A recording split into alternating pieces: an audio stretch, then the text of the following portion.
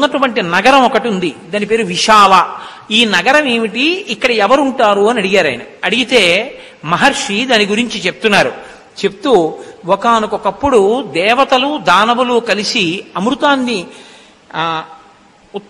అమృతాన్ని ఉత్పాదించడం కోసమని చెప్పి క్షీరసాగర మథనం చేశారు. ఆ క్షీరసాగర మథనం చేసినప్పుడు అమృతం రాలేదు, కానీ మొట్టమొదట హాలాహలం వచ్చింది.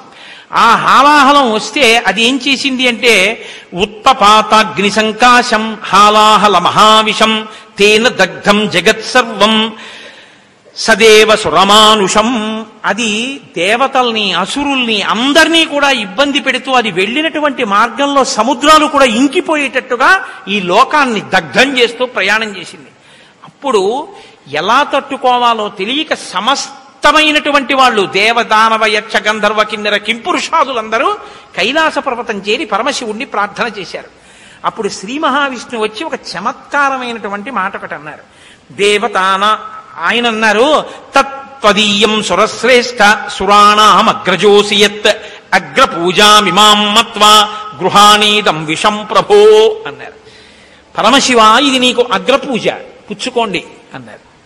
అగ్రపూజ అంటే అందరికన్నా పెద్దవాడు గొప్పవాడు ఎవరున్నారో వాళ్ళకి సభలో మొదటి పూజ చేస్తారు, మొదటి తాంబూలం ఇస్తారు. దానికి అగ్రపూజ అని పేరు. అందుకని నాయన, నువ్వు దేవతల్లో పెద్దవాడివి, మహానుభావుడివి, భగవంతుడివి, కాబట్టి అగ్రపూజ నీకు, కాబట్టి నువ్వు మొదట వచ్చింది కాబట్టి ఈ విషయం నువ్వు ఉచ్చేసుకో అన్నారు. నేనెలా బుచ్చుకుంటానన్నవాడు భగవంతుడు ఎలా అవుతాడు? ద్వంద్వాతీతుడైనటువంటి వాడు కాబట్టి ఆయన పరమశివుడయ్యాడు. ఆయన కాబట్టి ఆయనకి హాలాహలం అమృతం ఒకటి. మిగిలిన వాళ్ళకైతే అది హాలాహలం. పరమశివుడికి హాలాహలం ఏమిటది? ఆయన దేన్నైనా నిగ్రహించగలడు. అందుకని అగ్రపూజ అయిందని మహానుభావుడికి. పరమశివుడి యొక్క శక్తి ఏమిటో చూపించారు విష్ణు భగవానుడు. హాలాహలం విషం ఘోరం సగ్రాహ అమృతోపమం దేవాన్ విసృజ్య దేవేశో జగామ భగవాన్ హరహ. ఎందుకురా భయపడతారు దాన్ని చూసి అని అమృతం దాగేసినట్టుగా వెళ్ళి ఆ హలాహలాన్ని తీసుకుని నోట్లో బారేసుకుని మింగేశారు. అప్పుడు దేవతలందరూ సంతోషంగా వెళ్ళిపోయారు. వాల్మీకి మహర్షి ఒక్క శ్లోకాన్ని రచన చేసి హలాహల భక్షణాన్ని చెప్పారు. కానీ మా పోతన గారు అయితే అసలు భాగవతంలో పొంగిపోయారు. తన చుట్టూన్ చురసంఘముల్ జయ జయధ్వానంబులన్ బొబ్బిడన్ ఘన గంభీర రమంబుతో శివుడు లోకద్రోహి హుంపోకు రమ్మని కింగేల చమల్చి కూర్చి కడిగా నంకించి జంబూ ఫలంపున మహావిషమున ఆహ్వారించి హేలాగతిన్ కదలంబారవు పాపపేరు వడలన్ ఘర్మాంబుజాలంబు పుట్టదు నేత్రంబులు నెర్రబారవు నిజ జూటాచంద్రుడున్ కందడున్ వదనాంబోజము వాడదా విషమునాహ్వానించుచో డాయుచో పదిలంబై కడిచేయుచో దిగుచుచో భక్షించుచో మృంగుచో అన్నారు. అందరూ భయపడిపోతుంటే ఈయన ఎదురెళ్ళి హాలాహలం దగ్గరికి ఎక్కడికి పోతావు రా అని చేత్తో పట్టుకుని నలిపి ముద్ద చేసి నోట్లో పెట్టుకుని పైగా పార్వతీదేవి వంక చూసి, ఇది తింటే నాకేమైనా అయిపోతుంది అనుకుంటున్నావా? భక్షింతు శిక్షింతు హాలాహలమును భక్షింతును మధుర సూక్ష్మ పలరసముక్రియన్ రక్షింతు ప్రాణికోట్లను వీక్షింపుము నేవు నేడు వికజబ్జముఖి. పార్వతి, ఏం బెంగపెట్టుకోకు, ఇది నన్ను ఏమైనా చేస్తుంది అనుకుంటున్నావా? కిస్మిస్ పండు తినేసినట్టు తినేస్తా చూడు ఈ హాలాహలాన్ని అంటే. ఆవిడందిట, నాకు భయం ఏమిటయో, నీ ఇష్టం వచ్చినట్టు చెయ్యందిట. ఆశ్చర్యపోయాడు సుఖబ్రహ్మ. అదేమిటంటే అలా ఎలా అందండి, హాలాహలం తినమని అన్నారు. మింగిడివాడు విభుండని మిరింగిడిదియు గరళమనియు మేలుని ప్రజకున్ మృంగమని సర్వమంగళ మంగళసూత్రమునెంత మది నమ్మినదో అన్నారు. ఆ తల్లి మెడలో మంగళసూత్రం ఉంది, కామేశబద్ధ మాంగళ్య సూత్ర శోభిత కంధర. ఆయన మాంగళ్యం కడుతూ మాంగళ్యం తంతునాతేన మమ జీవన హేతున కంటే బధ్నామి శుభగే త్వం జీవ శరదాం శతం అన్నాడు. నువ్వు నూరేళ్లు అంటే అనంతమైన కాలం ఈ మంగళసూత్రం నీ మెళ్ళో కడుతున్నాను, ఇది ఉన్నంత కాలం నేను ఉంటానన్నాను. ఆవిడ మెళ్ళో మంగళసూత్రం ఉండగానే విషం తాగితే ఏమవుతుంది, గుచ్చేసుకోండి ఆవిడ. శంకరాచార్యుల వారు సౌందర్యలహరిలో ఒక అడుగు ముందుకేశారు. ఆయన అన్నారు, సుధామప్యాస్వాద్య ప్రతిభయజరా మృత్యుహరిణీం విపద్యంతే విశ్వే విదిశతమఖముఖాద్యాది విషద కరాళం యక్షేళం కబలతవత కాలకలనామ శంభోస్తంబూలం తవ జనని తాటంక మహిమ అన్నారు. అమ్మా, పరమశివుడు హలాహలం తిన్నాడంటే పెద్ద గొప్పే ఉందమ్మా, నీ తాటంకముల మహిమ, నీ ఐదోతనం గొప్పది, విషం తిన్నా బతికాడమ్మా అన్నారు.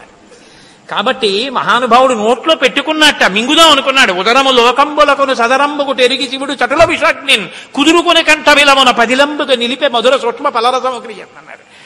మింగేస్తే కడుపులో ఉన్న లోకాలు దగ్ధమైపోతాయని కంఠంలో పెట్టుకుని ఊరుకున్నట్ట.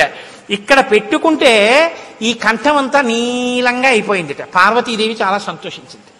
ఎందుకు ఆవిడికి సంతోషం?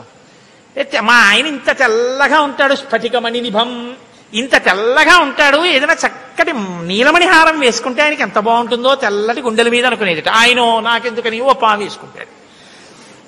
మా ఆయన ఏమైనా వేసుకుంటే బాగుండని ఎప్పటి నుంచో అనుకుందట. నీలమణి పతాకం వేసుకుంటే కంఠం మీద కాంతి కొడితే ఎలా ఉంటుందో ఇప్పుడు మా ఆయన కంఠం అలా ఉందని ఆవిడ మురిచిపోయింది. రుద్రాధ్యాయంలో వేదం 2 చేతులు ఎత్తి నమస్కారం చేసింది ఆ స్వరూపానికి. అసౌ యోగ సర్పతి నీలగ్రీవో విలోహిత ఉతైనం గోపా అదృశన్ను దృశన్ను దహార్య. అభిషేకంలో రోజు అంటాం కదండి. ఆ నీలలోహిత స్వరూపాన్ని మహర్షులు కాదు, ఏమీ తెలియనటువంటి గోపకాంతల తలల మీద నీళ్లు పెట్టుకుని వెళ్లేటటువంటి వాళ్ళు కూడా ఆకాశంలో సూర్యోదయంలో ఆ నీలలోహిత రుద్రుడు కనపడతాడని వేదం నమస్కారం చేసింది. అంతటి మహానుభావుడయా పరమశివుడు హలాహల భక్షణం చేశాడు అన్నారు. లోకాన్ని రక్షించడానికి ఎంతంత కష్టాలు పడ్డారో, అమృతంలా ఎలా స్వీకరించారో, బాధపడుతూ పుచ్చుకోలేదు, అమృతంలా పుచ్చుకున్నారు లోకం కోసం. ఆ జాతికి వారసుడివి రామా నువ్వు. ఏమి చెక్కుతున్నాడండి విశ్వామిత్రుడు. ఒక్కొక్క కథ. అప్పుడు మళ్లీ క్షీరసాగర మథనం చేశారు. ఆది కూర్మం నేల మీద సముద్రంలోకి జారిపోతోంది. విష్ణువుని ప్రార్థన చేశారు.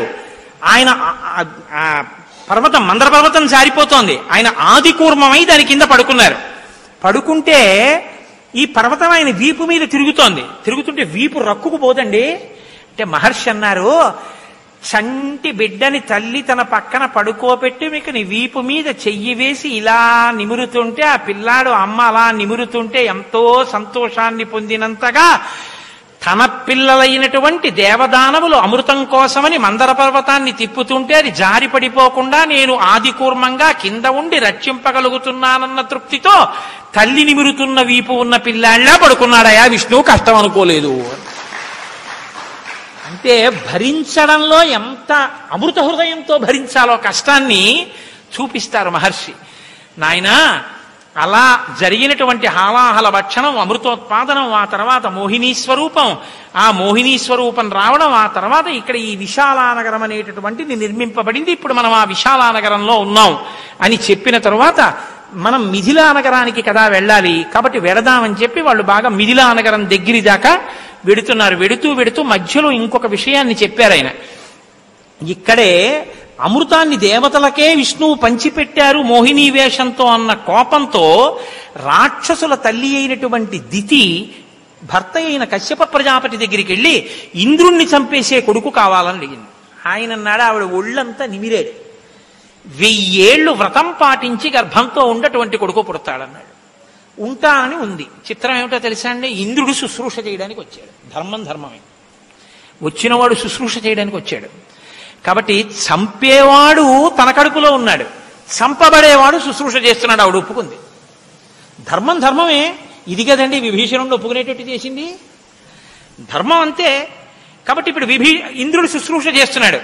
990 సంవత్సరాలు అయిపోయి ఆవిడ ఇంద్రుడిని పిలిచింది, నాన్న ఇంకొక 10 ఏళ్ళు నీకో తమ్ముడు పుడతాడు. ఎందుకు పుడతాడో ఇంద్రుడికి తెలుసు. ఆయన అన్నాడు, సంతోషం అమ్మా అన్నాడు. ఒక రోజున ఆవిడ పడుకున్నప్పుడు ఏం చేసిందంటే పొరపాటు చేసింది. తల ఒకవైపు, కాళ్ళు ఎప్పుడు ఒకవైపు కదా పెట్టి పడుకుంటాం, కాళ్ళు పెట్టుకునే వైపుకి తల పెట్టి పడుకుంది. వ్రతం అపవిత్రం అయిపోయింది. అలా పడుకోకూడదు, అది దీక్ష భంగపాటు అయిపోతుంది. వెంటనే ఆవిడ శరీరం ఎప్పుడైతే అపవిత్రమైందో ఇంద్రుడు లోపలికి వెళ్ళిపోయాడు. తస్యా శరీర వివరం వివేశ చ పురందర గర్భం చ సప్తదా రామ బిభేద పరమాత్మవాన్ మారుదో మారుదశ్చేతి గర్భం శక్రోభ్యభాషత బిభేద చ మహాతేజారుదంతమపి వాసవః నహంతవ్యో ఇత్యేవం దితిరబ్రవీత్ నిష్పపాత తతశక్రో మాతుర్వచన గౌరవాత్. ఇంద్రుడు ఆమె శరీరంలోకి వెళ్ళిపోయి తన వజ్రాయుధం పెట్టి లోపల ఉన్న పిండాన్ని 7 ముక్కల కింద నరికేశాడు. నరికేస్తే ఆ పిండం ఏడిచింది. మారుదో మారుదశ్యేతి, చంపకు అంది. ఆవిడికి తెలియొచ్చింది. అయ్యో పిల్లల్ని చంపేస్తున్నావా, బయటికి రా అంది. ఆయన బయటికి వచ్చాడు ఇంద్రుడు. అమ్మా నమస్కారం, ఏమనుకోకు, నువ్వు అపవిత్రంగా ప్రవర్తించావు, లోపలున్న పిల్లల్ని 7 ముక్కలు చేశానమ్మా అన్నాడు. అప్పుడు ఆవిడంది, నాదే తప్పు, నేను మీతో మనవి చేశాను, నా తప్పు అనడం చాలా కష్టం. ధూర్తుడా 990 సంవత్సరాలు చేశాను, దీనికోసం కాసు కూర్చుని చంపావా అనలేదు. నాయనా తప్పు నాదే, వ్రతంలో నియమం తప్పాను, నువ్వు చంపగలిగావు. నిన్ను రక్షించుకోవడానికి నువ్వు ప్రయత్నించావు, నిన్ను చంపేవాడిని కనాలని నేను అనుకున్నాను. దైవం ఇంకోలా ఉంది, నేను అనుష్ఠించలేకపోయాను, పోన్లే ఈ 7 పిల్లలకి సప్త మరుత్తులుగా, అంటే 7 స్కందములలో దేవతలుగా ఉంటారు, మరుత్తులుగా వీళ్ళకి అధికారం ఇయ్యింది. అమ్మ తప్పకుండానమ్మా, నీ మాట ఎందుకు కాదంటాను, అలాగే ఇస్తాను. అప్పుడు వాళ్ళని మరుత్తులుగా ఇచ్చాడు.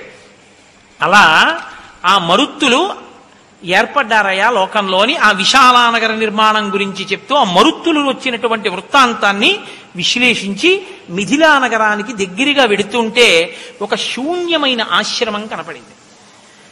ఏమి ఈ ఆశ్రమం ఇంత శూన్యంగా ఉంది, ఎవ్వరూ ఇక్కడ కనపట్టలేదు అని అడిగాడు. రాముడు ప్రశ్న అడిగితే ఎలా ఉంటుందో తెలుసా అండి, గురువు గారు చెప్పకుండా ఉండలేరు. మిథిలోపవనీ తత్ర ఆశ్రమం దృశ్య రాఘవ పురాణం నిర్జనం రమ్యం ప్రపచ్చముని పుంగవం. ఇంత నిర్జనంగా ఉంది ఆశ్రమం, ఇంత రమ్యంగా ఉంది, ఎందుకు ఇలా ఉందని అడిగాడు.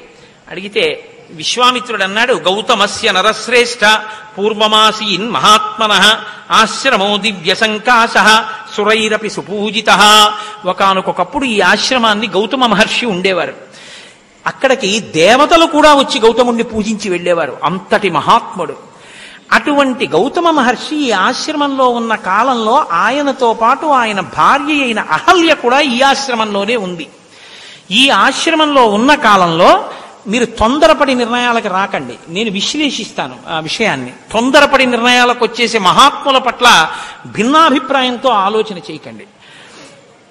సంగమంతహమిచ్చామి త్వయా సహసుమధ్యమే మునివేషం సహస్రాక్షం విజ్ఞాయ రఘునందన మతించకార దుర్మేధ దేవరాజ కుతూహలాముక్త. ఒకానొకనాడు దేవేంద్రుడు గౌతముడి వేషంలో అహల్య ఆశ్రమానికి వచ్చాడు. గౌతముడు స్నానం చేయడానికి వెళ్ళాడు. ఇంద్రుడు గౌతముడి వేషంలో వచ్చి, నాకు కామాతురత కలిగింది, నీతో సంగమాన్ని కోరుతున్నాను అన్నాడు. ఆవిడ మహాపతివ్రత, ఆవిడికి తెలుసు వచ్చినవాడు ఇంద్రుడు గౌతముడు కాడు అని తెలుసుకుంది. తెలుసుకుని కూడా విజ్ఞాయ రఘునందన తెలుసుకుని మతించకార దుర్మేధ దేవరాజ కుతూహలాత్, ఆవిడికి ఇంద్రుడి మీద మనసుంది. అందుకని ఇంద్రుడితో సంభోగాన్ని ఆవిడ అంగీకరించి ఇద్దరూ సంతోషంగా కాలాన్ని గడిపేశారు. కృతార్థాస్మి సురశ్రేష్ఠ గచ్చ శీఘ్రమిత ప్రభో ఆత్మానమాం చ దేవేశ సర్వథా రక్షమానదా.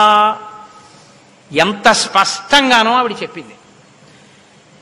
నేను కృతార్థాస్మి సురశ్రేష్ఠ, సురశ్రేష్ఠ ఓ ఇంద్రుడా, గుర్తుపట్టలేదనడానికి ఏం లేదు. ఇంద్రుడా, నేను కృతార్థురాలనయ్యాను, నీ వలన ఇవాళ నేను సంగమ సుఖాన్ని అనుభవించాను. నువ్వు తొందరగా వెళ్ళిపో, ఇక్కడ గచ్చ శీఘ్రమిత ప్రభో, తొందరగా వెళ్ళిపో. ఎందుకో తెలుసా, ఆత్మానం మాంచ దేవేశ సర్వదా రక్షమానదా. నా భర్త వచ్చి నువ్వు వచ్చావని మనం తప్పు చేశామని తెలుసుకోకముందే వెళ్ళిపోను. ఇంద్రుడు అన్నాడు, అటువంటి తప్పు పని చేసిన వాడు ఎలా ఉచ్చరిస్తాడో ఎలా సంబోధిస్తాడో అలా సంబోధించాడు. దాన్ని వివరించడం నాకు ఇష్టం లేదు. శుశ్రోని పరితిష్టోస్మి గమిష్యామి యథాగతం. నేను ఎలా వచ్చానో అలా నేను కూడా సంతోషాన్ని పొందాను, వెళ్ళిపోతున్నాను అని పర్ణశాలలోంచి బయటికి వెడుతున్నాడు. అగ్ని శిఖ ఎలా ఉంటుందో అలా తడిసినటువంటి బట్టతోటి గౌతమ మహర్షి వచ్చారు. ఆయన ఒక్కసారి ఇంద్రుడి వంక అహల్య వంక చూశారు, గుర్తుపట్టారు జరిగిన తప్పుని. ఆయన వెంటనే అన్నారు, నీకు పురుషత్వం ఉంది కాబట్టి నువ్వు ఇటువంటి తప్పు పని చేయగలిగావు. నీకు ఈ పురుషత్వం ఉంది కాబట్టి ఇవాళ ఈ తప్పు చేశావు, రేపు ఎన్నిసార్లైనా చేస్తావు ఇటువంటి తప్పులు. కాబట్టి నువ్వు పురుషుడువు కాకుండా చేసేసి పురుషుడువుగా కనపడితే లోకంలో నవ్వుల పాలవుతావు. నీకు అదే శాపం. పేతతుర్వృషణౌ భూమౌ సహస్రాక్షస్య తక్షణాత్. నీ వృషణములు రాలి నేల పడిపోవుగాక అన్నాడు. ఇంద్రుడు తన పుంస్త్వాన్ని పోగొట్టుకున్నాడు. అహల్య వంక చూశారు.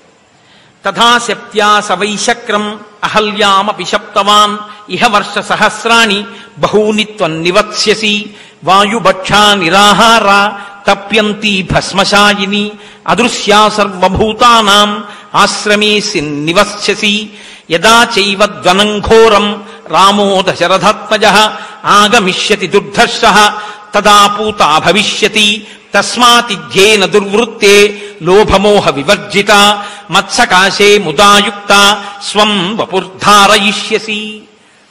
అహల్య వంక చూసి చాలా మంది ఏమంటారంటే ఆవిడ్ని రాయి అయిపోమ్మన్నారు అంటారు. అలా అనలేదు గౌతమ మహర్షి. ఆయన ఏమన్నారంటే, నీవు ఇక నుంచి ఇహ వర్ష సహస్రాణి కొన్ని వేల సంవత్సరములు బహూనిత్వం నివస్యసి ఇక్కడే ఉండి ఆశ్రమంలో. వాయుభక్ష గాలిని తిను, నిరాహార ఆహారం తినకు, తప్యంతి తపస్సు చేయి, భస్మశాయిని నీ మీద బూది కప్పేస్తుంది, నువ్వు ఉన్నావని ఎవ్వరికీ తెలియదు. అదృశ్య సర్వభూతానాం ఏ ప్రాణికి నువ్వు కనపడవు. ఆశ్రమేసి నివత్స్యసి ఈ ఆశ్రమంలోనే నువ్వు ఉండు. యదా చైతద్వనం ఘోరం ఈ వనంలోకి ఒకానొక నాడు ఈ ఘోరమైన వనంలోకి రామో దశరథాత్మజ దశరథనందనుడైన రామచంద్రమూర్తి వస్తారు. ఆయన వచ్చిన తరువాత నీకు శాప విమోచనం అవుతుంది. అప్పుడు నేను వచ్చి నిన్ను నేలుకుంటాను, అప్పటి వరకు ఇలా తపస్సు చెయ్యి. ఇప్పుడు నేను మీతో ఒక విషయాన్ని చాలా జాగ్రత్తగా వివరణ చేయవలసి ఉంటుంది ఈ సర్గ చెప్పేటప్పుడు.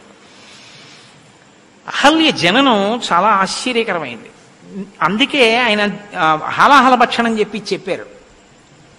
మోహిని అవతారాన్ని విష్ణుమూర్తి స్వీకరించి అమృతాన్ని రాక్షసులకు ఇవ్వకుండా దేవతలకు ఇచ్చారు. ఆ మోహిని అందచందాలు చూసి లోకాలన్నీ ఆశ్చర్యపోయి ఏమందగత్తే ఏమందగత్తే అని. అప్పుడు చతుర్ముఖ బ్రహ్మగారికి ఆలోచన వచ్చింది.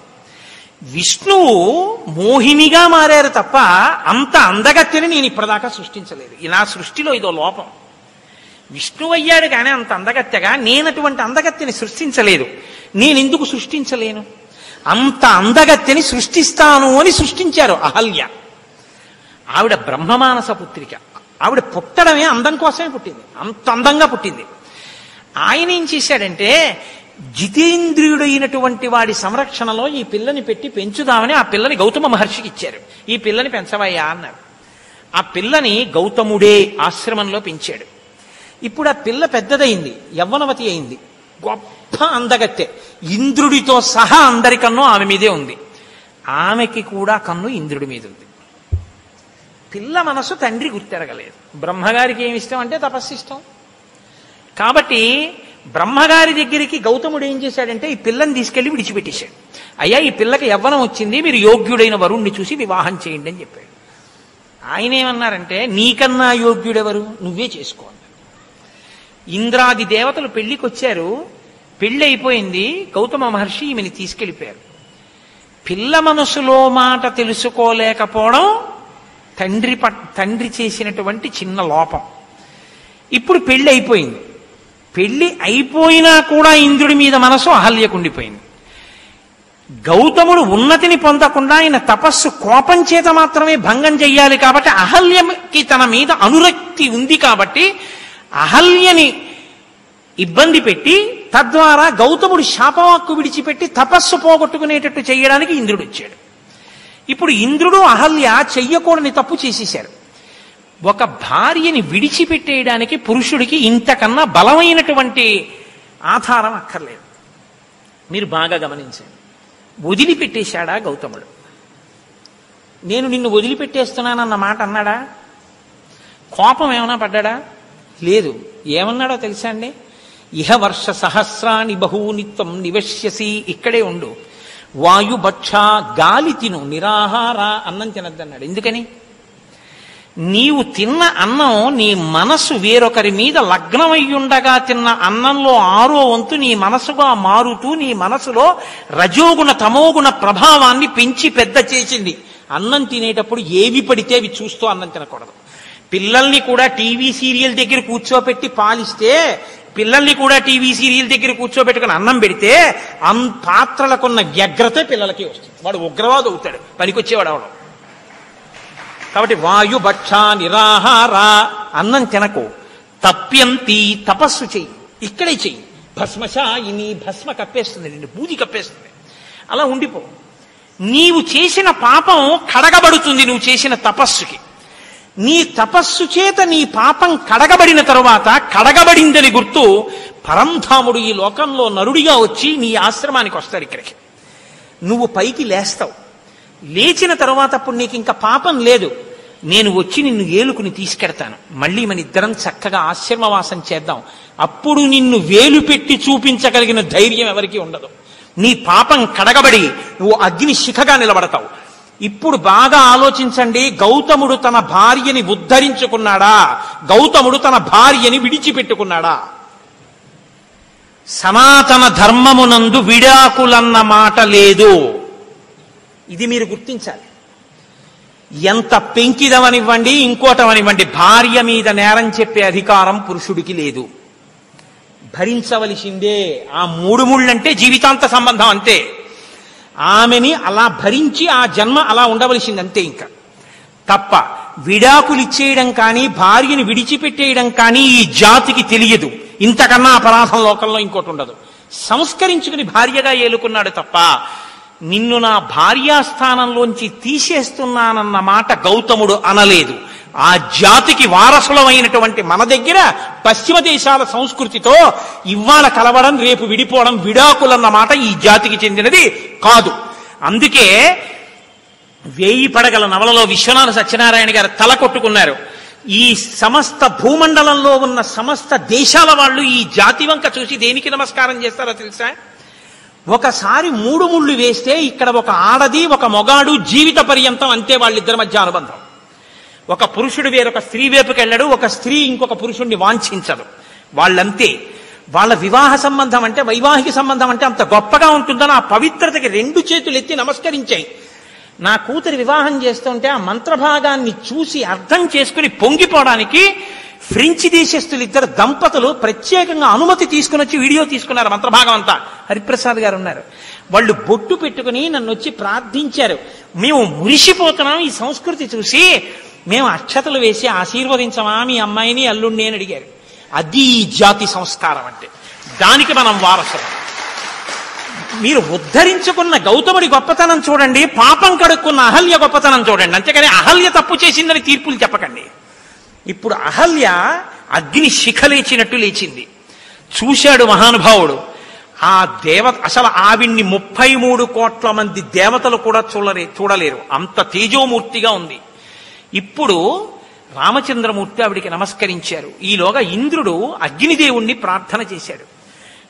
అగ్నేస్తు వచనం శ్రుత్వా పితృదేవా సమాగతా ఉత్పాట్యమేష వృషణౌ సహస్రేక్షేన్యవేశయన్. పితృదేవతలకి మేకమాంసం పెట్టడం అన్నది ఆ యుగంలో అలవాటు. ఇప్పుడు గారే తప్ప ఇప్పుడు కూడా మేకల మాంసాలు పెడతాం అనకూడదు తద్దినం పెట్టేటప్పుడు. కాబట్టి ఆ రోజుల్లో మేకమాంసం పెట్టేవారు. పితృదేవతలు మేషవృషణమును తీసుకుంటారు. కాబట్టి వాళ్ళు ఏమన్నారంటే ఇంద్రుడికి పుంస్త్వం పోయింది కాబట్టి గౌతమ మహర్షి శాపం వల్ల మేషవృషణములను తీసి ఇంద్రుడికి అమర్చారు. ఇప్పుడు పితృదేవతలకి త్రేతాయుగంలో తద్దినం పెడితే వృషణములు లేని మేకని మాంసం వండి పెట్టేవారు తప్ప వృషణములను పచనం చేసి పెట్టేవారు కాదు. అలా ఇంద్రుడు మళ్ళీ పుంస్త్వాన్ని పొందాడు. అహల్య మళ్ళీ గౌతముని పక్కన స్థానాన్ని పొందింది. దదర్శ చ మహాభాగాం తపసా జ్యోతిత ప్రభాం లోకైరపి సమాగమ్య దుర్నిరీక్షాం సురాసురైః ప్రయత్నాన్ నిర్మితాం ధాత్ర దివ్యాం మాయామయీమివ. ప్రయత్నపూర్వకంగా చతుర్ముఖ బ్రహ్మగారు నిర్మించినటువంటి మాయామానుష స్వరూపంలా దేవతలు కూడా చూడ్డానికి వీలు లేనంత కాంతితో ఆమె తమ తపస్సులోంచి లేచి నిలబడిందిట. ఆవిడ తపస్సులోంచి బయటికి వచ్చినటువంటి స్థితి ఆయన కాలు తగిలి రాయి మళ్ళీ నాతయింది ఆడదైంది అని చెప్తుంటారు. తెలుగునాట దీన్ని యథాతథంగా వాల్మీకి హృదయాన్ని పట్టుకుని అహల్య శాప విమోచనమైనటువంటి విశేషాన్ని రామాయణ కల్పవృక్షంలో విశ్వనాథ సత్యనారాయణ గారు తెలుగు కవి మహానుభావుడు ఆయన అనుభవించిన తీరు అసలు అనన్య సామాన్యం. అచేతనంగా, ఎందుకంటే ఆవిడికి స్పర్శ లేదు, అలా పడిపోయింది. వాయుభక్షా నిరాహారాతప్యంతి భస్మశాయిని. ఆవిడ బాహ్య స్మృతి ఎలా పొందిందో చెప్పారు విశ్వనాథ సత్యనారాయణ గారు. ప్రభుమేనిపై గాలిపై వచ్చినంతనే పాషాణమొకటికి స్పర్శ వచ్చే ప్రభుకాలి సవ్వడి ప్రాంతమైనంతనే శిలకొక్కదానికి చెవులు కలిగి ప్రభుమేని నెత్తావి పరిమళించినతోన యశ్వంబు ఘ్రాణేంద్రియంబునుంది ప్రభునీలరత్న తోరణ మంజులాంగంబుగన వచ్చి రాతికి కనులు కలిగి ఆ ప్రభుండు వచ్చి ఆతిథ్యమును స్వీకరించినంత ఉపల హృదయ వీధి ఉపనిషద్వితానములకి శ్రీరామ భద్రాభిరామమూర్తి ఎగుచుతోచే. రామచంద్రమూర్తి ఆశ్రమంలోకి నడిచొస్తుంటే ఆయన మీద గాలి అహల్యకి తగిలేటప్పటికీ ఆవిడికి చర్మం పనిచేయడం మొదలెట్టిందిట. రామచంద్రమూర్తి పాదములకు పెట్టుకున్న మంజీరముల ధ్వని ఆవిడ చెవిలో పెడితే ఆవిడ చెవులు పనిచేయడం మొదలెట్టాయిట. ప్రభుమేని నెత్తావి పరిమళించిన తోన ఆయన శరీరం మీద ఉండేటటువంటి సువాసన తగలగానే ఆవిడ ముక్కు పని చేయడం మొదలుపెట్టింది. అప్పటి వరకు ఇంద్రియాలన్నీ లోపలికి వెళ్ళిపోయి ఆ ప్రభునీలరత్నతోరణ మంజులంగంబు కనవచ్చి రాతికి కనులు కలిగి ఆ నీలతోయుత మధ్యస్థ విద్యుల్లేకే భువాస్వర అన్నట్టుగా నీలమేఘ శ్యాముడు కదా ఆయన. ఆ కాంతితో కూడిన రామచంద్రమూర్తి యొక్క శరీర కాంతి ద్యోతకం కాగానే ఆవిడ కన్నులు పనిచేయడం మొదలెట్టేట. ఆ ప్రభుండు వచ్చి ఆతిథ్యమును స్వీకరించినంత ఆయన ఆతిథ్యం స్వీకరిస్తున్నప్పుడు అహల్య పెడుతుంటే సీతా కళ్యాణ ఘట్టం ఆవిడికి ముందే తెలిసి సీతారాముడుగా శ్రీరామచంద్ర ప్రభువుగా ఆవిడికి దర్శనమిచ్చేట. ఈ విషయాన్ని చెప్తూ ఇప్పుడు రామచంద్రమూర్తి వస్తే అహల్యకి శాప విమోచనం అయింది. ఎందుకంటే విశ్వామిత్ర మహర్షి చెప్పారు నీ వల్లే శాప విమోచనం అవుతుంది, లోపలికి రా అని. శాప విమోచనం అయింది. అహల్య రాముడికి నమస్కారం చేయాలా, రాముడు అహల్యకి నమస్కారం చేయాలా? రాఘవౌతు తతస్తస్యాహ పాదౌ జగృహుతస్తథా స్మరంతి గౌతమవచః ప్రతిజగ్రాహ సాచతౌ. అంతటి మహాపతివ్రత నా తల్లితో సమానమైంది, గౌతమ మహర్షి భార్య, నేను బ్రహ్మచారిని, పిల్లవాణ్ణి, ఆ తల్లికి నేను నమస్కరించాలని రామచంద్రమూర్తి నేల మీద పడి అహల్యకి నమస్కారం చేశారట. ఇది వినయం అంటే. అప్పుడు అహల్య రాముణ్ణి కూర్చోబెట్టి లక్ష్మణుడిని కూర్చోబెట్టి ఆతిథ్యం ఇచ్చిందిట. ఈవిడికి శాప విమోచనమైందని తను తెలుసుకోగానే హిమాలయాల నుంచి యోగ మార్గంలో వచ్చి గౌతమ మహర్షి అహల్యని స్వీకరించి తనతో పాటుగా మళ్ళీ ఆశ్రమానికి తీసుకెళ్లారు. ఇద్దరు సంతోషంగా ఉన్నారు. ఇది అత్యద్భుతమైన ఘట్టం. రాముడి మనసు మీద ఇది ఎంత ప్రభావం చూపించిందో తెలుసా అండి? వైవాహిక జీవితం అంటే ఇది. భార్యని ఉద్ధరించుకోవడం అంటే భర్త అలా ఉండాలి తప్ప అయిందానికి కాందానికి భార్యని అనుమానించేవాడు పురుషుడు ఎలా అవుతాడు? భార్య నిజంగా దోషభూయిష్ట అయినా ఉద్ధరించుకున్నవాడు భర్త. ఇది ఈ నమ్మకం ఆయన్ని ఏకపత్ని వ్రతుణ్ణి చేసింది. విశ్వామిత్రుడు చెక్కాడు రామచంద్రమూర్తిని. మనం ఆ జాతికి వారసులం. అటువంటి చోట విడాకుల కోర్టులు కేసులు చాలా దౌర్భాగ్యమైనటువంటి విషయం. అసలు ఈ జాతికి అది తెలియనే తెలియదు. కాబట్టి ఆ రామచంద్రమూర్తి అనుగ్రహం చేత అట్లాంటి ఇబ్బందులు లేకుండా మనందరం పరమ సంతోషంగా జీవితాలు గడిపేటటువంటి స్థితి, అభ్యుదయము మనకి కలుగుగాక. మన బిడ్డలు పవిత్రమైన జీవితాన్ని గడిపేటటువంటి అనుగ్రహం ఆ సీతారాములు కృపచేయుగాక అని రామచంద్రమూర్తి పాదములు పట్టి ప్రార్థన చేస్తూ ఈరోజు ఉపన్యాసం ఇక్కడతో పూర్తి చేస్తున్నాను. స్వస్తి. రేపటి రోజున అత్యద్భుతమైన ఘట్టం విశ్వామిత్రోపాఖ్యానం. అంటే విశ్వామిత్ర మహర్షి యొక్క జీవితాన్ని చెప్పి శతానందుల వారు చెప్తారు. సీతా కళ్యాణ ఘట్టం చెప్తాను రేపు, సీతారామ కళ్యాణం. అయితే ఈ సందర్భంగా నేను మీతో ఒక విషయాన్ని ప్రస్తావన చేయవలసి ఉంది. సీతారామ కళ్యాణం నరుడిగా వచ్చిన రామచంద్రమూర్తి యొక్క కళ్యాణం, కానీ స్త్రీ పాత్రతోనే చెప్తాం సీతా కళ్యాణం అని. ఈ సీతా కళ్యాణం చాలా గొప్పది కాబట్టి కార్యనిర్వాహకులు ఒక అత్యద్భుతమైన సంకల్పం చేశారు. మామూలుగా సీతా కళ్యాణం చెయ్యడం కాదు, రేపు ఉదయం 7 గంటలకి సీతమ్మ తల్లిని పెళ్లి కూతుర్ని చేస్తారు, రామచంద్రమూర్తిని పెళ్లి కొడుకుని చేస్తారు. రాత్రి సీతారామ కళ్యాణ ఘట్టం వివరిస్తాం. ఎల్లుండి ఉదయం సీతారామ కళ్యాణం జరుగుతుంది. అంటే రేపే మనం పెళ్లివారింట్లోకి వెళ్ళిపోతాం. రేపు మనందరం పెళ్లివారం. ఇంకా అమ్మవారిని రేపు అభ్యంగన స్నానం చేయించి పెళ్లి కుమార్తెని చేసి బుగ్గన చుక్కపెట్టి రామయ్య బుగ్గన చుక్కపెట్టి ఇద్దరికి బట్టలు కట్టి, రాముడు నరావతారం, ఇద్దరిని కలిపి కూర్చోపెడితే కోపడతాడు, మాకు పెళ్లి అవ్వలేదు అలా కలిపి ఎందుకు కూర్చోపెట్టారని. అందుకని ఇద్దరిని వేరు వేరు ఆసనాల మీద కూర్చోపెడతారు. సీతమ్మ తల్లి పక్కన తోటపెళ్లి కూతురుగా పార్వతీదేవి కూర్చుంటుంది, రామచంద్రమూర్తి పక్కన లక్ష్మణమూర్తి ఉంటారు. అక్కడ సన్నిధానం చేసి ఉంటారు ఇద్దరు. ఉండగా మనకి లోకంలో కొన్ని విషయాలు చెప్తారు. సువాసినిత్వం అంటే సువాసిని, సువాసిన్యర్చన ప్రీత. అమ్మవారట ఎప్పుడు ఒకటి కోరుకుంటుంది, 5వ తనం ఏ ఆడదైనా నిలబెట్టుకోగలిగితే అమ్మవారు అనుగ్రహించి ఇచ్చింది కదా. ఆవిడెప్పుడు ఏం కోరుకుంటుందంటేట, నేనిచ్చిన సువాసినిత్వం కదా, నేనిచ్చిన 5వ తనం కదా, ఆ 5వ తనం ఉన్న వాళ్ళు నాకు ఒక్కసారి వచ్చి నాకు సేవ చేస్తే, నన్ను పూజిస్తే నేను పొంగిపోతానంటుంది. ఎప్పటికీ చెక్కు చెదరని 5వ తనాన్ని ఇస్తుంది. ఈ నామాలు తెలిసుండి కూడా చేయించకపోతే తప్పు కదండి. అందుకే రేపు ఒక చక్కటి ప్రయత్నం చేస్తున్నాం. కొన్ని రోళ్ళు రోకళ్ళు తెచ్చి ఇక్కడ పెడతారు, వాటిని అభిమంత్రిస్తారు. అంతకుముందు ఏవైనా దంపిన దోషాలు పోగొట్టి వాటికి పసుపు కొమ్ములు కడతారు.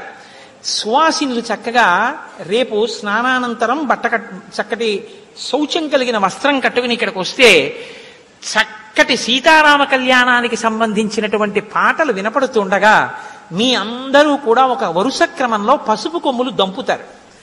మీ ఇంటి నుంచి సీతా కళ్యాణానికి సువాసినులందరూ ఒకటో రెండో మీకు ఎన్ని వీలైతే అన్ని పసుపు కొమ్ములు పట్టుకురండి. అక్కడ డబ్బా పెడతారు, అందులో వేయండి. ఆ పసుపు కొమ్ములు వేస్తే పెళ్లి కూతురుగా సీతమ్మ అక్కడ కూర్చుంటుంది. రేపు పెళ్లి కొడుకోను పెళ్లి కూతురైన సీతమ్మ ముందు సువాసినీత్వం ఉన్న ఆడవాళ్లు పసుపు దంపుతుంటే పాటలు వినపడుతుంటే సీతమ్మ, శారదమ్మ, పార్వతీదేవి, గంగమ్మ, గంగావతరణమైంది వీళ్ళందరూ చూస్తారు. వీళ్ళు సువాసినులు కనుక నా కోసం, నా కళ్యాణం కోసం వచ్చి వీళ్ళు పసుపు దంపుతున్నారు.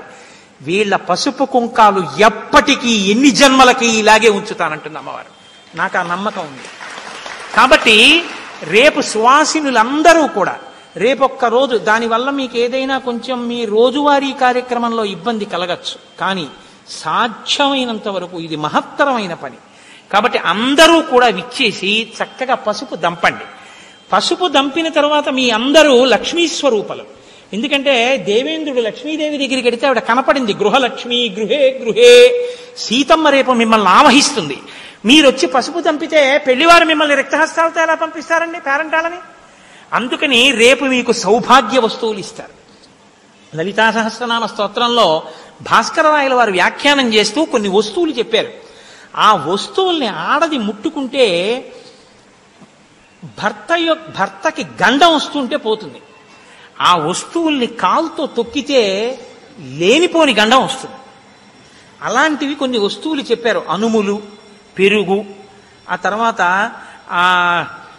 ఎర్రటి పువ్వులు, చెరుకు కర్రలు, చెరుకు ముక్కలు, ధనియాలు, ఇలాంటివి. వీటితో పాటు పసుపు, కుంకం, ఈ సౌభాగ్య వస్తువుల్ని ఇలా చేత్తో పట్టుకుంటే చాలు.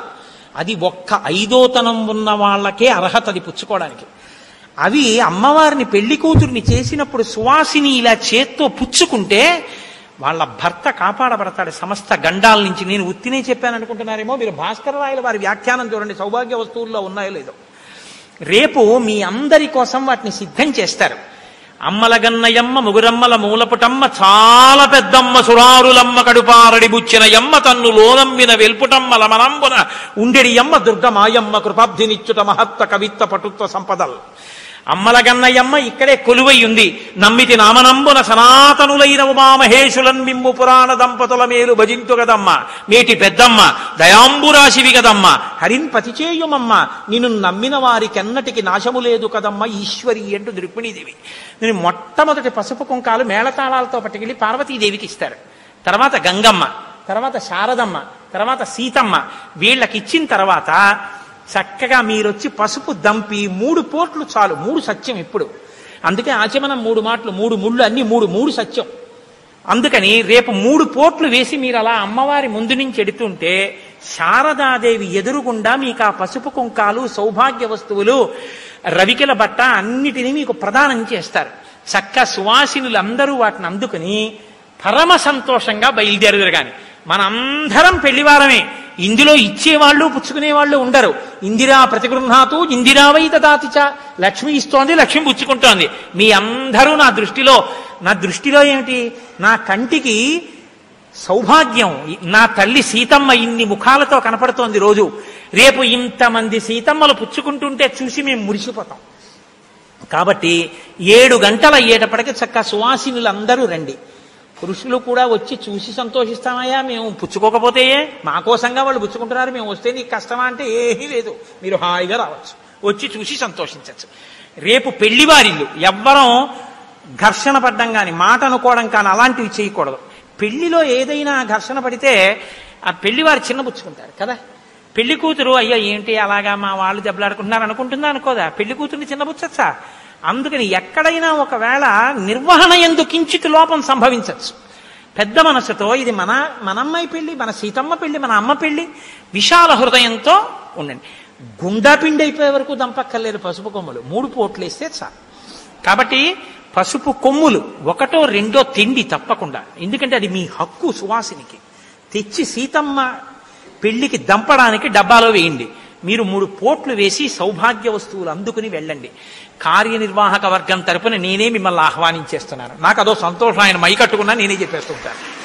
కాబట్టి రేపు వచ్చి మీ అందరూ ఆ కార్యక్రమంలో పాల్గొని ఆ పసుపు దంపు పాట అవన్నీ వేస్తారు. రేపు వేస్తూ ఉండగా ఆ పాటలు వింటూ పసుపు దంపు ఇదంతా పసుపు వాసనతో నిండిపోతుంది.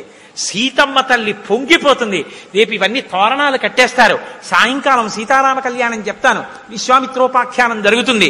ఎల్లుండి సీతారామ కళ్యాణమే జరుగుతుంది. ఆ సీతారామ కళ్యాణం కూడా ఎప్పుడూ జరిగే సీతారామ కళ్యాణం అనుకుంటున్నారేమో, అత్యద్భుత కళ్యాణం. సీతమ్మ తల్లిని బుట్టలో ధాన్యం పోసి తీసుకెళ్లి కూర్చోబెట్టి గౌరీ తపస్సు చేయించిన తర్వాత శాస్త్రం ఒక మాట చెప్తుంది. పెళ్లి కొడుకు పల్లకీలో వస్తాడు వరుడు. వస్తున్నప్పుడు తుమ్ము దగ్గు ఇలాంటి అపశకునములు ఏవి వినపడకుండా ఉండడానికి వేదంలో కొంత మంత్రభాగం ఉంది. ఆ మంత్రాలు చదువుతారు. ప్రత్యేకంగా అక్కడ చదువుతాడు. కాకినాడలో త్యాగరాజస్వామి వారు రామదాసు వారి కీర్తనల యందు విశేషమైన మక్కు ఉండి ఉపాసన చేసేటటువంటి మహాభక్తురాలై గంధర్వగానం చెయ్యగలిగిన తల్లి ఉన్నారు, పెద్దాడ సూర్యకుమారి గారని. ఆ తల్లి రేపు ఉదయం బయలుదేరి గుంటూరు వస్తున్నారు. కళ్యాణం జరిగే ముందు 1 గంట సేపు ఆవిడ కచేరీ చేస్తారు సీతారాముల మీద. కచేరీ చేసిన తర్వాత ఈ వేద మంత్రాల మధ్యలో రాముల వారు పల్లకీలో పెళ్లికి వస్తారు. వచ్చి కూర్చుని పెళ్లి జరుగుతుంది. ముందు రోజు సీతారామ కళ్యాణం వినడం, ఎల్లుండి సీతారామ కళ్యాణం చూడడం, ప్రసాదాలు బుచ్చుకోవడం, రేపు సౌభాగ్య వస్తువులు బుచ్చుకోవడం. అహో భాగ్యమే భాగ్యం, నేను ఎంతకని చెప్తాను, అనుభవించెదరుగాక. కాబట్టి ఇప్పుడు మనం సంతోషంగా రామనామం చెప్పుకుంటే నేను మంగళం చెప్తాను. శాంతిగా ప్రార్థించు వారికి సౌఖ్యమైనది రామనామము. రామనామము రామనామము రమ్యమైనది రామనామము. పెద్దలను ప్రేమించు వారికి ప్రేమనిచ్చును రామనామము. రామనామము రామనామము రమ్యమైనది రామనామము. తల్లి వలె రక్షించు సుజనుల నెల్లకాలము రామనామము. రామనామము రామనామము రమ్యమైనది రామనామము. సకల జీవులలో వెలిగే సాక్షిభూతము రామనామము. రామనామము రామనామము రమ్యమైనది రామనామము. ఆంజనేయుని వంటి భక్తులకు ఆశ్రయము రామనామము. రామనామము రామనామము రమ్యమైనది రామనామము. వాదభేదాతీతమగు వైరాగ్యమే శ్రీరామనామము. రామనామము రామనామము రమ్యమైనది రామనామము. దారి నుంటిగా నడచు వారికి తోడు నీడే